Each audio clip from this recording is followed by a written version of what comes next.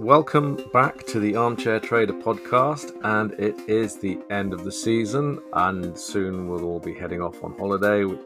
So we'll be finishing the current season with internal discussion with the rest of the team here, and joining me on the podcast are Michael and John from the Armchair Trader team. And today we're actually going to be talking about stock picks. And what we're going to be doing today is I've asked everyone to come up with 3 companies they like the look of.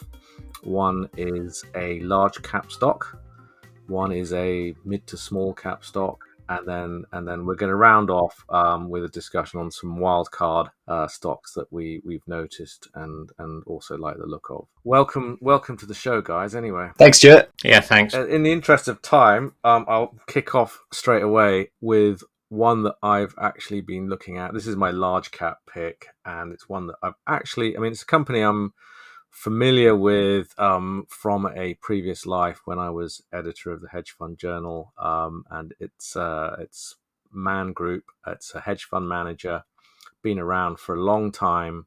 I used to work for another company that competed against them, and they were the winners in that particular arm wrestling match. But these days, if you're interested in the dynamics of the hedge fund market, it's certainly a very large business and increasingly more diversified business now under new leadership because old contact of mine, Luke Ellis, is stepping down as CEO.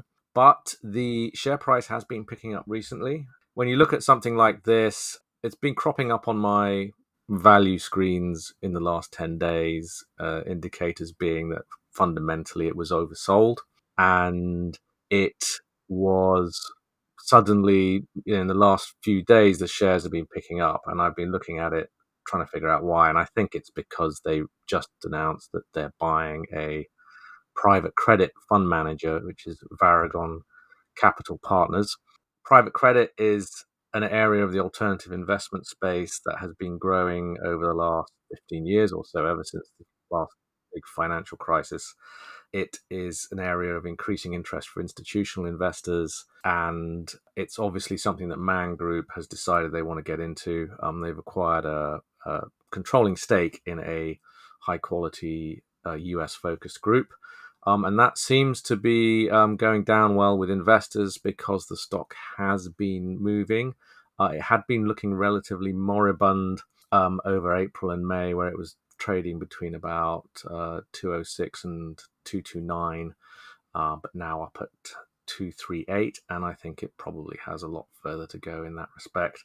It's certainly, with a new management team, you don't know where things are going to go over the next couple of years, but certainly this acquisition seems to be regarded by the market as a step in the right direction. So it's a very well managed company. All the metrics seem to suggest that it's very financially robust, very decent brand, and it is a business that I think will continue to make money even in the current economic circumstances.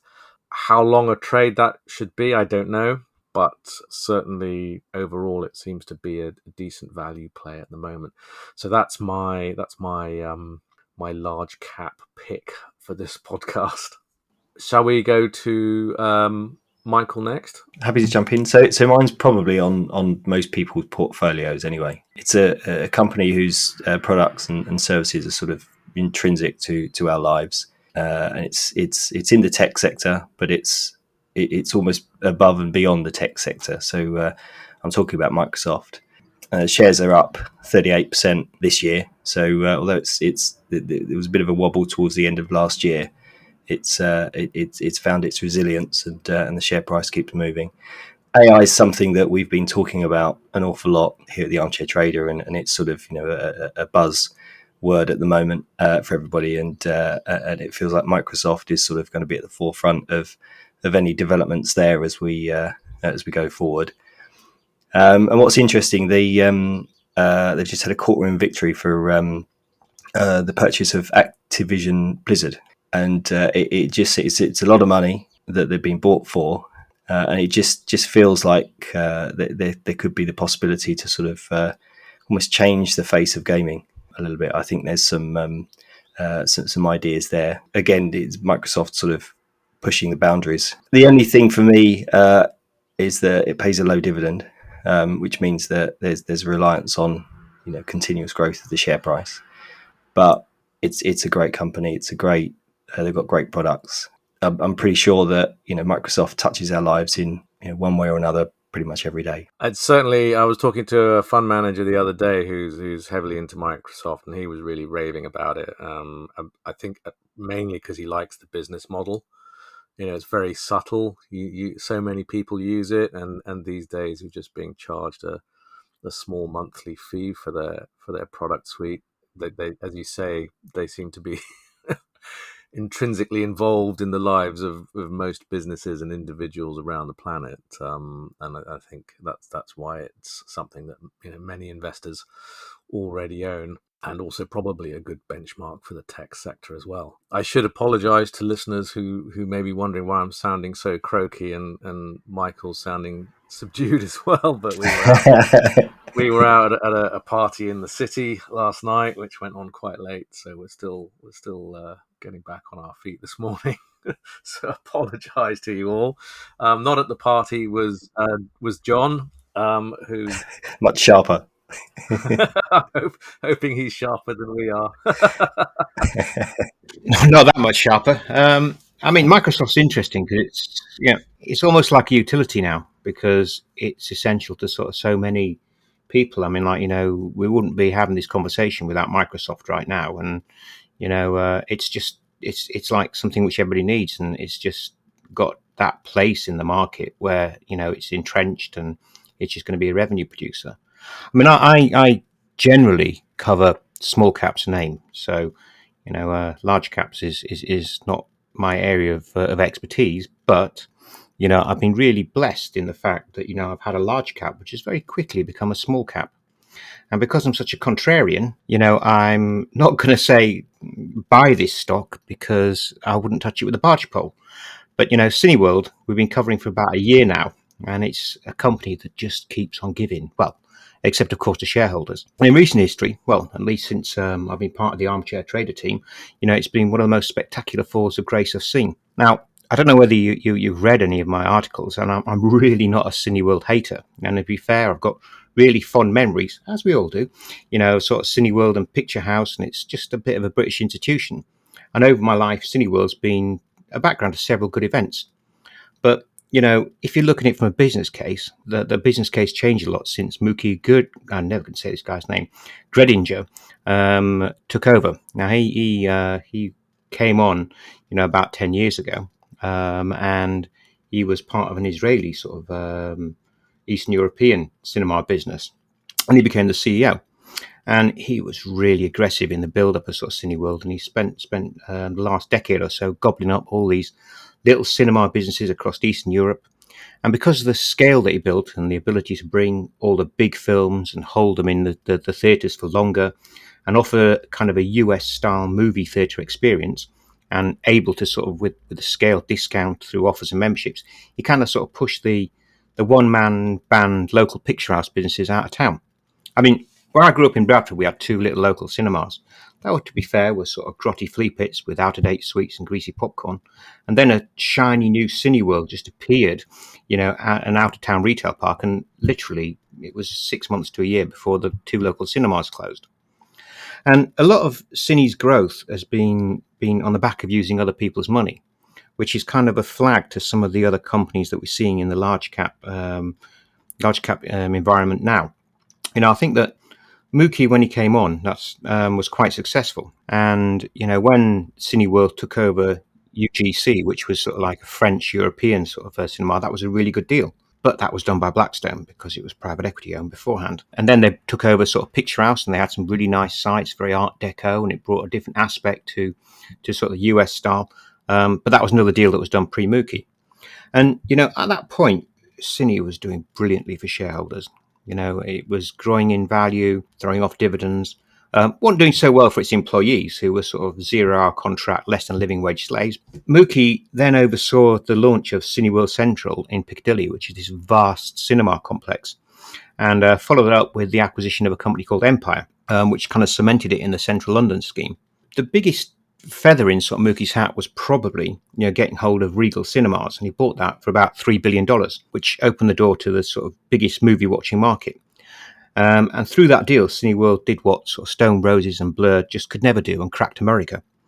However, it kind of started to go a bit wrong from then on in for Mookie. They were the number 2 cinema business in the world then, but all of a sudden he just went off script and started ad-libbing a bit.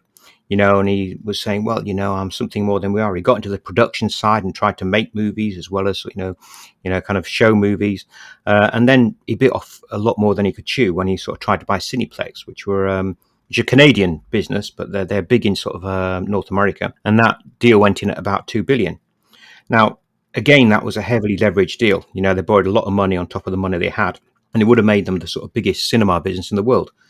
It was green-lighted by shareholders, and then inexplicably, Cineworld just walked away. And what happened then was that Cineplex sued Cineworld. The UK company lost and had to pay $1 billion in damages. And things were sort of kind of going along okay. And then along came coronavirus, which just caused all cinemas to close their doors. People then learned about sort of streaming in lockdown, and the attraction of paying 50 quid to watch a movie and stuff your face with nachos and penny sweets with a load of other people in a shed kind of started to lose its appeal. Now, the younger generation, who are generally the demographic, which mostly go to the movies, started to come out of lockdown, and instead of going to the cinema, they decided to just cut out the middleman and sort of Netflix and chill. The thing is that in this critical sort of post-Regal to coronavirus lockdown, all those bankers that had fueled Cine's expansion were still sort of totting up their interest on the £4 or £5 billion worth of debt that had fueled its growth. Now, that's a lot of popcorn that Mookie had to sell just to make the repayments. And come August last year, there was no escape, and Cine went into Chapter 11 to stop the bankers sending the bailiffs around.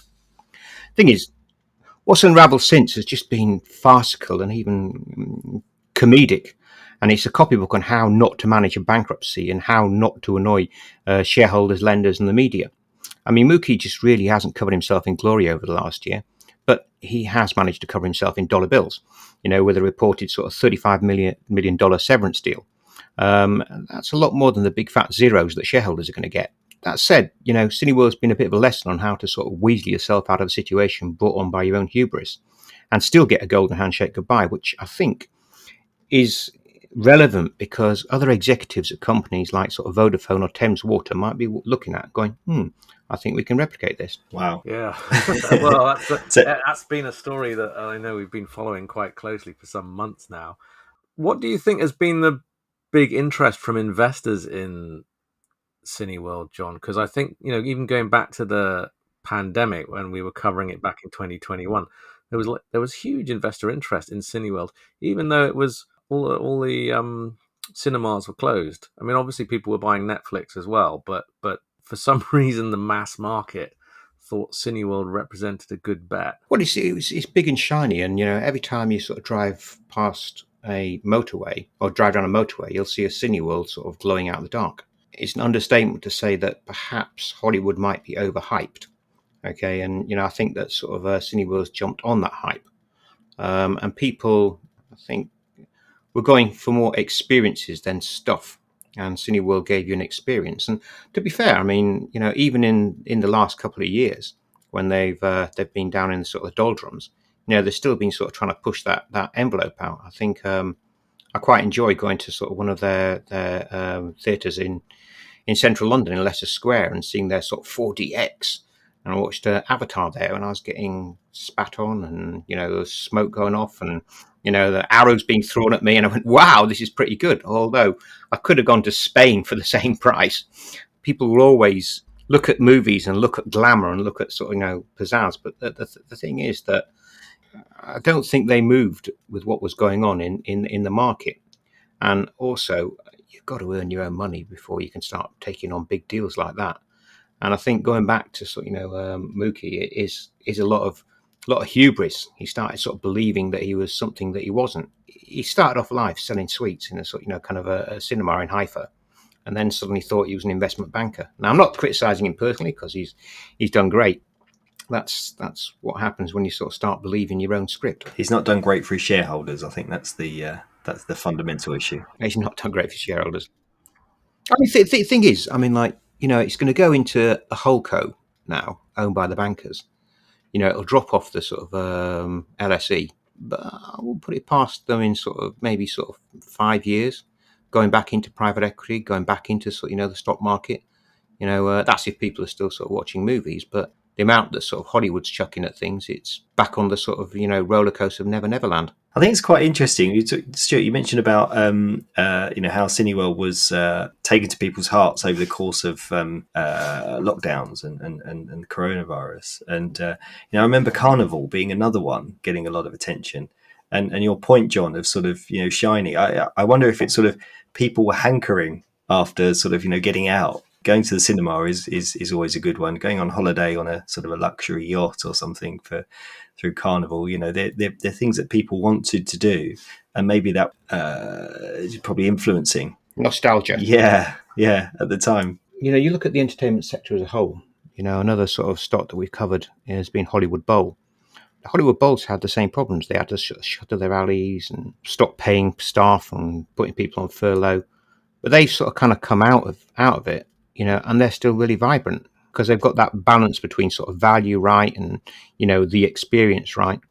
And I think that, they're how you should have run a business, trying to sort of, kind of just stick to your knitting. Whereas I think that, kind of Cineworld getting into sort of the production side and things like that, is probably sort of pushing the envelope a bit too far. Okay, so moving on to the sort of smaller end of the market, my next one is a little bit of a cop-out because it's an investment trust, but it is one which has exposure to India. I've been a big fan of the Indian economic growth story. As a kid, I used to live there, but I've been noticing, for example, when we're looking at IPOs globally, the Indian IPO market has been incredibly hot recently. Not necessarily a good thing, but it does demonstrate that the Indian economy, unlike a lot of other parts of the world, is actually doing quite well. The investment trust in question is India Capital Growth, which is listed in London with the ticker IGC, and it's advised by Gaurav Narain at Ocean Dial Asset Management, based in India. It's had some very good performance. Obviously, over the last 5 years, you've got to factor in the impact of COVID, but even based on that time frame, you're looking at positive growth at 6.27%. But more interestingly, it made over 30% in the last 12 months, and it's up over 27% in the last 3 years. That's a very difficult track record to beat in the investment trust sector at the moment. And Ocean Dial has attracted attention, and in fact, in March of this year, Asset Co, which some people will know is the fund management business set up by Martin Gilbert, who used to be CEO of Aberdeen Asset Management, said that they would actually be buying Ocean Dial. So they've obviously recognized that there is considerable investment expertise there. The thing to bear in mind about Ocean Dial is they are specialists in sort of the smaller end of the markets themselves. So they invest in the SME space in India. It's something that would be difficult to do unless you really know your stuff. And it's not necessarily the most liquid market in the world either. But they have been able to certainly produce some pretty decent returns based on that sector. On the downside, if you're looking at India, there's been a lot of bad publicity around the Adani group recently, and that has hit some level of investor sentiment in India, and even the guys at Ocean Dial, I think, have acknowledged that. But certainly, some of the analysts who follow this investment trust are saying that. But on the other side of the coin, SME market in India has been performing really well. The government is very proactive in helping that part of the economy to continue to flourish. The banking sector in India has been cleaned up, and credit growth is now increasing at a rate of about 16% per annum. You've got a strong government infrastructure program going on. Also, domestic manufacturing is benefiting from a lower tax regime as well. The thing to bear in mind too is that India has been benefiting from a lot of business that might otherwise be going to China. Partly that's been politics, partly that's been economic reality, and also the Chinese zero COVID clampdown, which meant that some manufacturers just decided to start using Indian factories rather than Chinese factories. So overall, it's an investment trust that certainly taps into those considerable dynamics in South Asia. The two things people ought to bear in mind, though, is this is quite an illiquid portfolio. So if you're buying an investment trust like this, don't expect to get your money out immediately, and there might also be sort of a discount to the NAV because the portfolio is quite illiquid. It's not the same as an investment trust that is investing in S&P 500 stocks, for example. It is very much a small to mid cap underlying portfolio. The other thing that some analysts have flagged up about India is that a lot of Indian stocks are trading at high premium levels when you compare them with other emerging market stocks. So they're worried that some companies are beginning to look overvalued.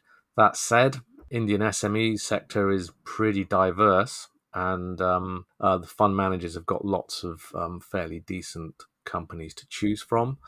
The other big dynamic with India is the exposure to the export market. So that's an area where India could actually be hit by any further economic downturn. And again, with this investment trust, they've got about a 35% exposure to companies that are active exporters overseas. So something else to bear in mind when you're looking at the numbers they've been able to achieve to date.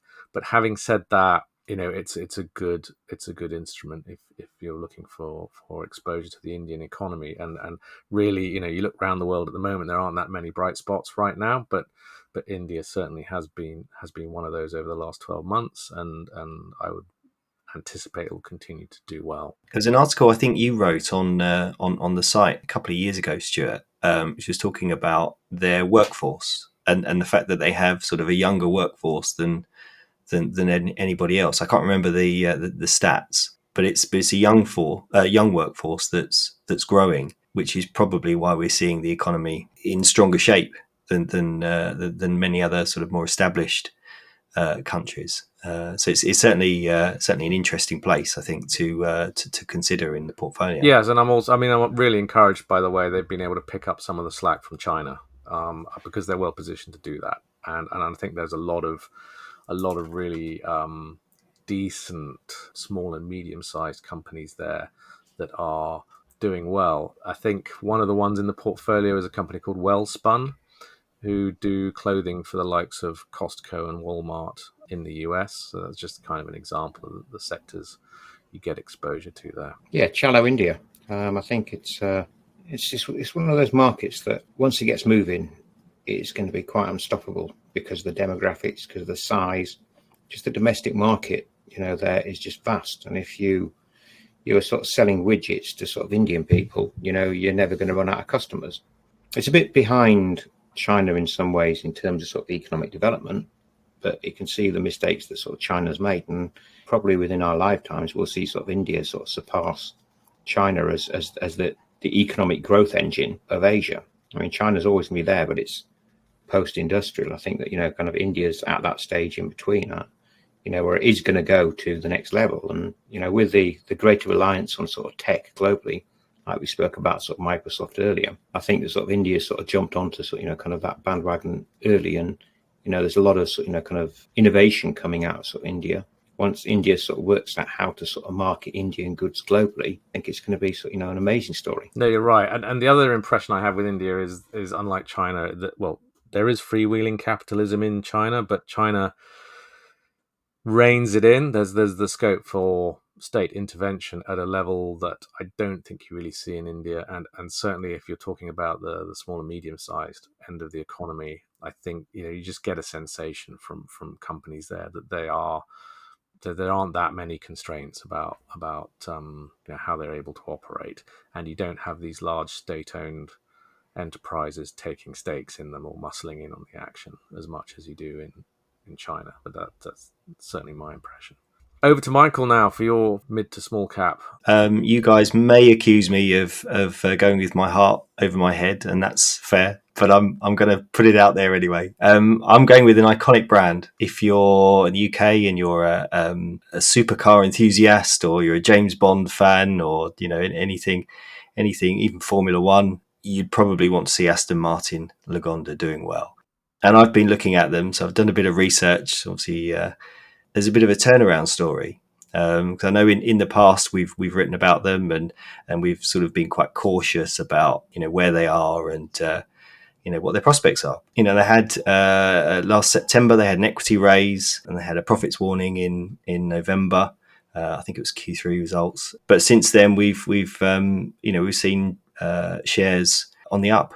So there's some interesting things going on. Their shares are well off their post IPO highs. I should sort of note that. And I know at the time we kind of thought they were aiming high with the IPO share price. I think we wrote an article that compared Aston Martin to Ferrari at the time, and the pros and cons of both.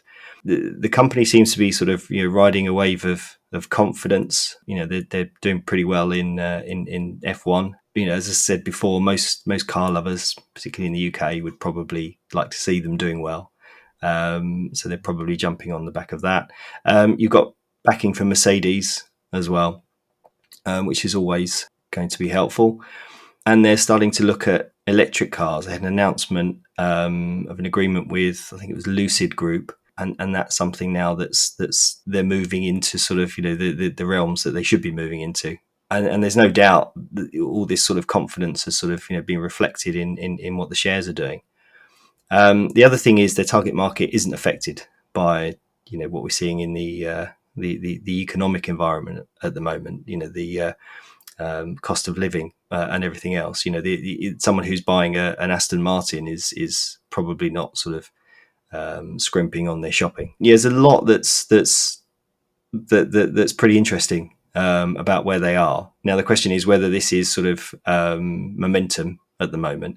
The downside at the moment is, for me, is that they need to start posting a profit. They haven't been doing that, and it'll be interesting to see how they fare over the coming quarters. But I'm hoping they do well. I'm not necessarily jumping in myself right now, but I'd like to see progress on that side, and then the heart gets to rule. I guess also you can't afford to buy an Aston Martin. You can always afford to buy a piece in the Aston Martin story, can't you? Exactly. So over to you, John. But my next stock pick is an absolute anathema to what you just said.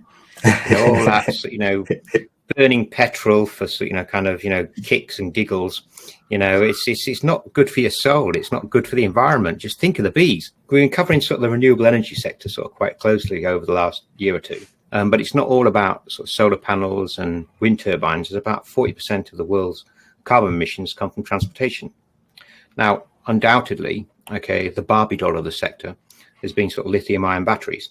And the lithium story has gobbled up column inches, not only in the Armchair Trader and most other forms of media, but the Cindy, which is a great doll, has generally been the mass, the heavy transport.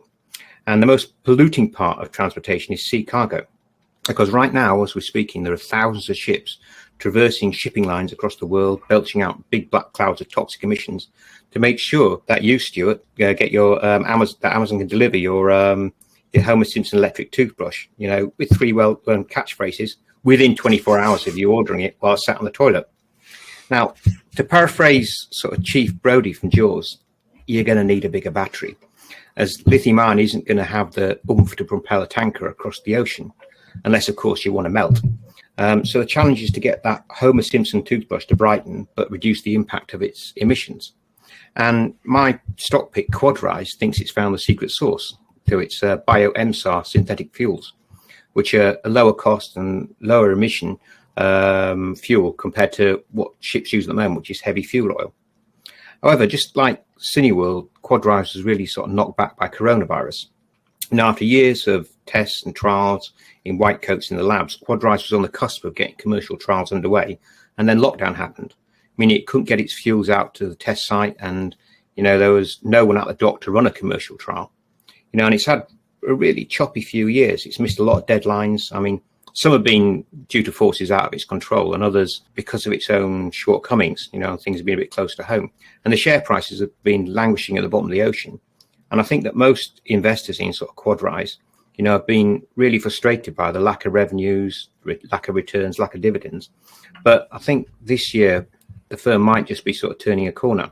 Now, Quadrise is working with a number of third parties to develop this sustainable fuel technology, including Vitoro, which is a Dutch chemical company. And they're developing sort of biofuels from woody residues.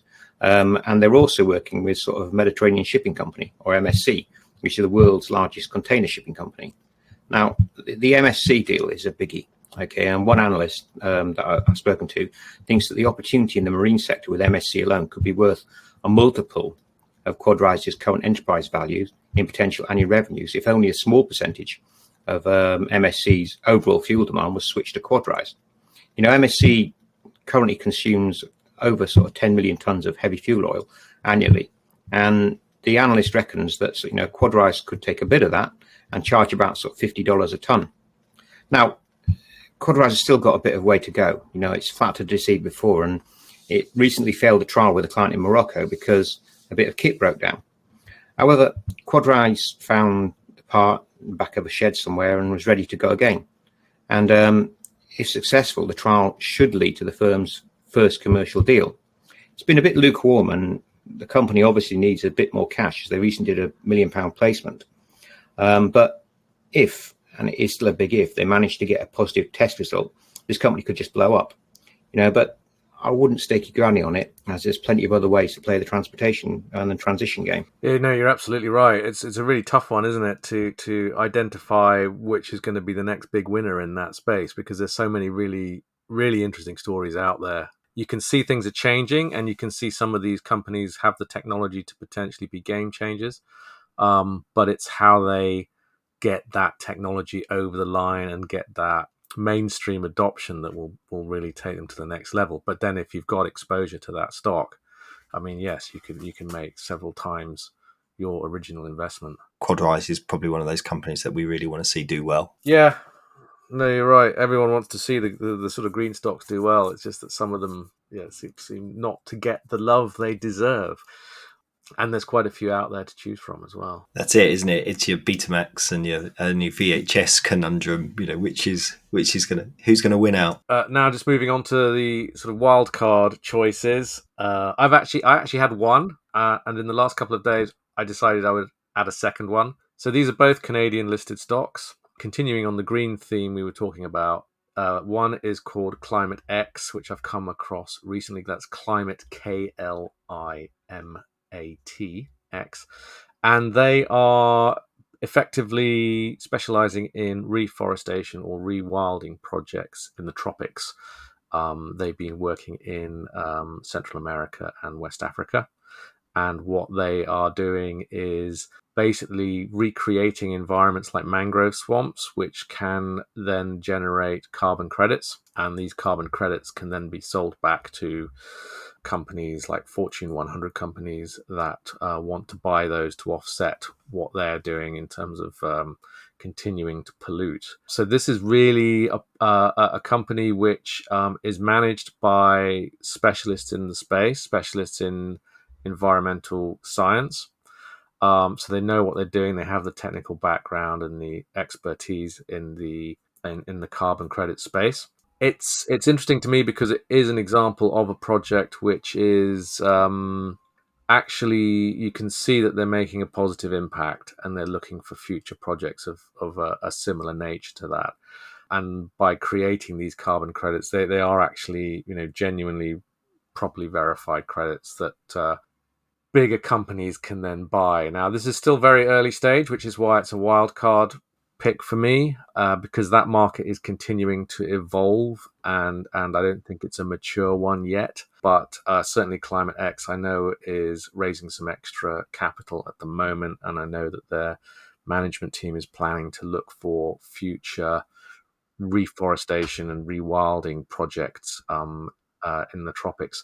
They tend to focus on smaller countries, so they're active in Sierra Leone at the moment.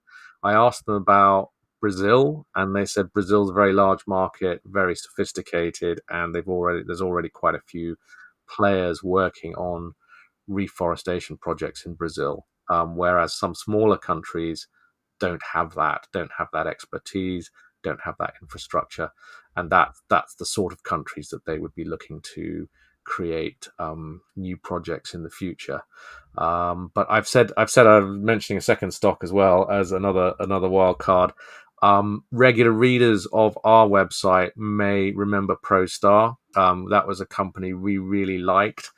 They are a tech and data company that records underground, accurate mapping of underground infrastructure like water pipes, cabling, etc., which engineering companies can then access in order to be able to understand exactly what's under their feet before they start digging. And ProStar, when we interviewed the CEO, one of the things that really struck me there was just how often people digging up stuff go through this infrastructure and create additional costs and delays and such like. And it's just stunning. They tend to work mainly with companies in the US, but it's just stunning how often it happens in the US. And I know it happens here. It's happened. I've had my own internet taken out once by someone going through a fiber optic cable just down the street. So it's definitely a problem. And ProStar is definitely, I mean, they're working with companies outside the US as well. And we really liked it. We thought it was a fairly cutting edge tech play. And the problem was the share price just kept slipping and slipping and slipping. And the reason why I just flagged them up now is because that stock has now started to rally, and it's up over 55% in the last 90 days. So there's definitely some heavy buying into the share now. It's a niche play in some respects, but we think that it's just a really solid business. And certainly some other investors I've spoken to who are in the shares feel the same way. So it may be just one of those cases where ProStar, it was a case of being patient and waiting for it to turn around, and now it looks like that patience is starting to be rewarded. So certainly worth having a second look at if it's something you've already read about on the website. It's really great to see to see ProStar starting to make some moves. It's, as you say, it was obviously one of those stocks that's just sort of not been able to get onto people's radars until now, but it's a scalable model, isn't it, that they've got. You'd imagine that once they start to get sort of more and more companies involved in this, and the big companies, then it's a great idea. Let's hope they continue to do well.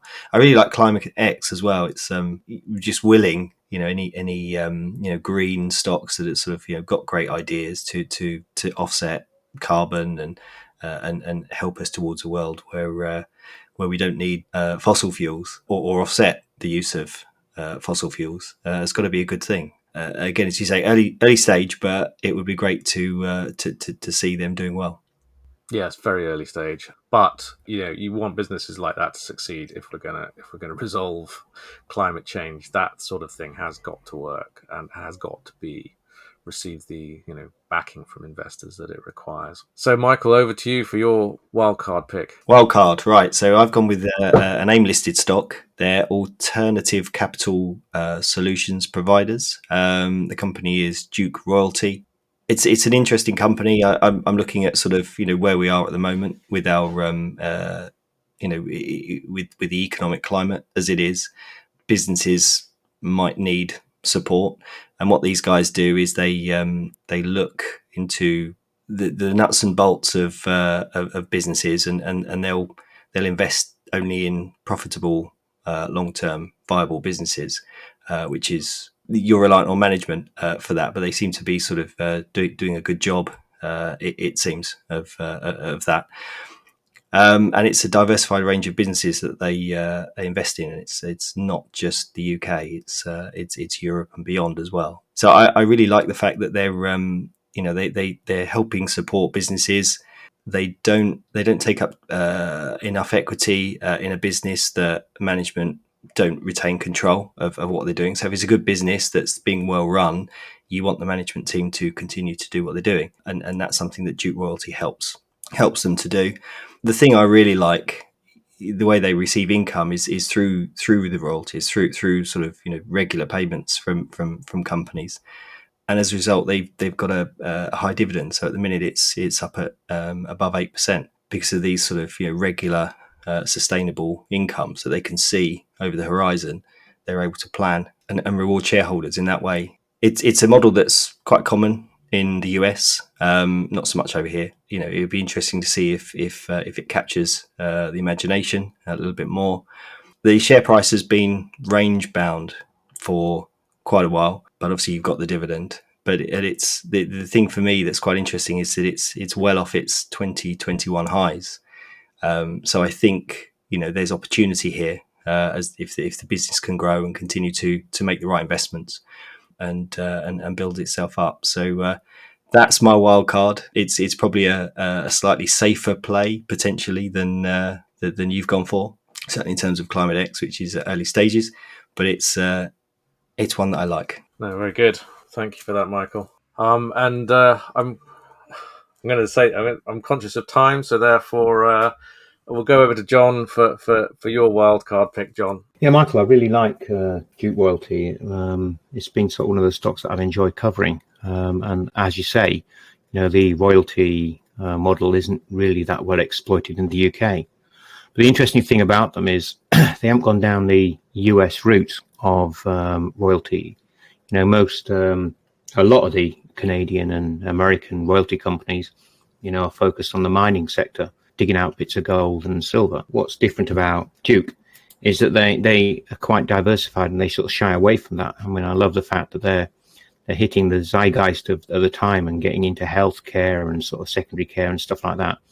And it's like sort of businesses like that, which have got a different sort of risk profile, which perhaps don't get as much support or as much cheap support as they can get from, traditional sort of finance houses, that are sort of taking advantage of that. And I think that, again, it's a stock that I've looked at really closely, and stock I think is going to do well because they are on the right model. They don't actually have to change any diapers or, sort of feed people mashed swede, but they can still sort of, kind of make money off that part of the industry. With my wild card, it was Zanaga, an iron ore company. It shows you how kind of the small cap market's one of those ones that react really, really quickly, and things can go up as well as they can go down. Zanaga's been sort of that case over the last couple of weeks. It's been, for me, the most surprising sort of ride this year, and it's one which has kept sort of Tony Cross in clover for the last few weeks, as it's been up and down like a fiddler's elbow. It kind of hits, a high of nearly sort of 19p, after years of just doing absolutely nothing and floating around sort of 1.7p about this time last year. And, to be brutally honest, there's a lot of small cap companies out there. And to be fair, I didn't know much about this company. It's just another small cap African explorer that's got a right to dig a hole in a patch of rainforest or desert or savanna somewhere in a vast, minerally rich, but commercially unrewarding continent. The chief, Clifford Elford, has got a bit of history in mining, and he was the driving force behind gem diamonds, which have been sort of pulling out sort of rocks the size of your fist from Lesotho and Botswana over the last couple of years. But, the whole concept of diamonds and iron ore, are completely different. It's a completely different type of mining. They're very, very different commodities. Zanaga's located in the Republic of Congo, which is across the river from the larger, much better known mining jurisdiction of the DRC. If you look back in its history, the company wasn't doing anything exceptional. Its presentations were straight out of the African mining copybook, where you just can substitute resource and location and unrealistic ROI numbers from presentation to presentation in order to sort of tap up shareholders for a bit more money to pay executive salaries and dig some more holes in the ground. But then, a couple of weeks ago, there was this massive leap, which has offered 500% year-on-year returns by the 26th of June. Nothing of exceptional note had been announced since last November. But then, the rumor mill started, and I started looking around and seeing what people were sort of chatting about and, talking about big Chinese investors coming in, takeovers, Glencore and all this. And everybody just wanted to sort of jump on this next lunar-bound rocket. And the company sort of announced its results a few days later, and it wasn't really that exceptional. Yep, the company had turned from loss to a bit of profit, but it's not about to change the world. And then the share price just dropped off and returned to the sevens, and it's about that level now and where it was back in April. Now, Zanaga isn't an exceptional company, and I do wish them the best, but it shows what sort of crazy market aim is. You know, I mean, there's money to be made at the short as well as the long end and the buy and hold end of the market, and there's also sort of kind of that opportunity to lose money, and you can see that in the cases of sort of Deep Verge or Avance, Oncotherapy or Pitards, which are out in the desert now. Thing is, you really need to, when you're looking at small cap stocks, to really do your research. And we're open here at the Armchair Trader, we're trying to give you a little bit of that, because sometimes it's a bit like sort of chucking a dart at kind of a dartboard, because Zanaga just came out of nowhere, and I'm sure by this time next year it'll be back to nowhere. But if you hit it at the right time, you're laughing. Yeah, no, I would agree with that. We've certainly seen that with some of our other picks in the past, where you buy into a really interesting story and then nothing happens, or in fact the share price drops. But when it goes right, then you're seeing, we've been seeing like 300-400% returns on some of these small caps, if you get your timing right. There are many different factors involved going on behind the scenes as well. One of the big ones I found is existing shareholders who take the opportunity to get out of a stock. So the price suddenly goes up, and then you can see the profit taking happening. Someone's offloading a lot of shares because they want to go build themselves a new swimming pool. But it's not something you have to worry about if you're trading a FTSE 350 stock. But it is definitely something that appears. Yeah, but it'd be good to sort of have a look at how the sort of relative markets have done this year. Like the small cap versus sort of the FTSE 100. There's been sort of a level of subduedness in the bigger companies, and in many ways disappointment. Whereas small caps, they're a bit bipolar in the sense that some of them are going, oh, it's great, the best thing ever, and other ones are saying, well, we're kind of a little bit cautious about the next results. You're not quite sure if it's going to go, but we are a going concern. Honest, Gov. Yeah, you're absolutely right. So before we close the episode and indeed the season for the year, any last comments or remarks from you guys? Just for me, just a thank you to everybody for listening, sharing, commenting, liking, and supporting us essentially through the year. Obviously, without listeners and visitors to the site, then this doesn't happen. So as always, very much appreciative. Thank you. Yeah, I'd second that, Michael. I think it's actually sort of a real pleasure working here, because you get to look at these small companies, and it's just fun for me, finding out about all the innovation that's in that market. If you want to see things changing where the sort of titans are going to be, and I'm being a bit biased here because I just love small caps. It's really where the action is. No, absolutely. We're wrapping up the podcast for the summer to allow our team to all go off and get some beach time. And our plan is to return with a brand new season, new guests, new interviews. So make sure you subscribe to the channel. And also, if you're not already signed up to either our weekly or daily newsletters on the website, thearmchairtrader.com, do go over there and sign up to get your fix on what's happening in not only the equity markets, but other markets as well. So have a good summer, and we'll see you back here in September.